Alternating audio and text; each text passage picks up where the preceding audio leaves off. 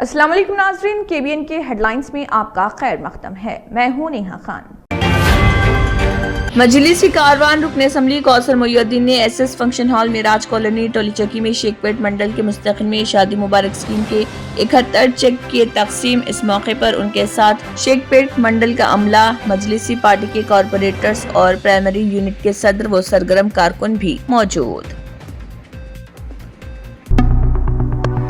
کھاد کی کمی کو ختم کرنے مرکز سے بارہا اپیل کی گئی۔ وزیر ٹرانسپورٹ تلنگانہ پونم پربھاکر، انہوں نے کریم نگر ضلع کے نلا رامیا پلی میں 20 لاکھ روپے کی لاگت سے نئی گاؤں پنچایت عمارت کا افتتاح ضلع کلکٹر پامیلا ستپتھی کے ساتھ کیا۔ اس موقع پر خواتین کے گروپس میں اسٹیل کا سامان بھی تقسیم کیا گیا۔ حیدرآباد کے پرانے شہر میں بلدیہ کی لاپرواہی کا سنگین واقعہ۔ پرانے شہر کے مولاکچھلا علاقے میں ایک 6 سالہ لڑکی مین ہول میں گر گئی۔ یہ لڑکی اسکول جا رہی تھی جس کے کاندھے پر بیگ بھی تھا۔ خوش قسمتی سے قریب ہی موجود ایک خاتون نے فوری طور پر بچی کو نالے سے باہر نکال لیا۔ مقامی لوگوں کا کہنا، نالے کا ڈھکن کھلا چھوڑنے کی وجہ سے یہ حادثہ رونما۔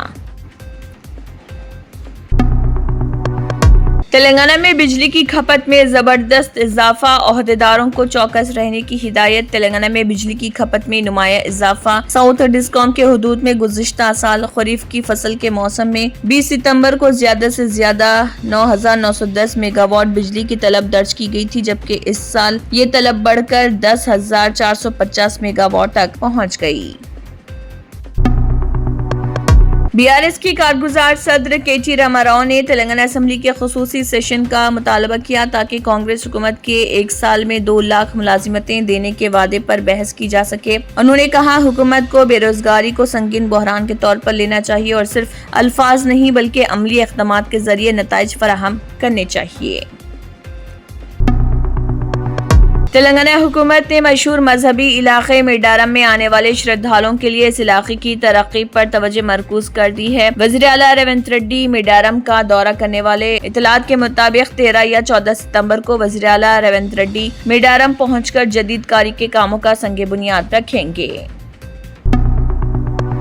تلنگانہ BJP کے صدر رام چندر راؤ نے کہا، نائب صدر کے انتخابات میں کراس ووٹنگ کے باعث انڈیا اتحاد میں یکجہتی نہ ہونے کا واضح ثبوت ملا۔ تلنگانہ جرنلسٹ یونین کے زیر اہتمام منعقدہ میٹ دی پریس پروگرام میں بات کرتے ہوئے انہوں نے کہا، تلنگانہ میں کانگریس حکومت کے اقتدار میں آنے کے بعد پروفیسرز کو تنخواہیں نہیں مل رہی۔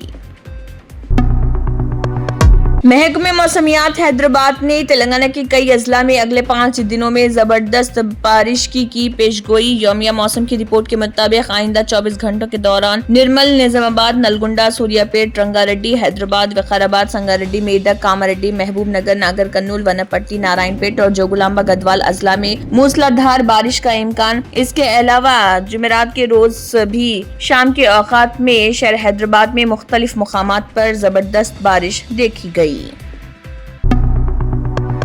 نیپال میں پھنسے آندھرا پردیش کے افراد کو محفوظ ریاست واپس لانے کی کوششیں کامیاب۔ وزیر کی پہل پر متعلقہ حکام نے فوری اقدامات کیے اور نیپال سے کئی افراد جلد ہی ریاست کے لیے روانہ ہونے والے سیمیکوٹ میں پھنسے 12 افراد کو خصوصی طیارے کے ذریعے اتر پردیش کی سرحد کے قریب واقع نیپال گنج ایئرپورٹ پر منتقل کیا گیا۔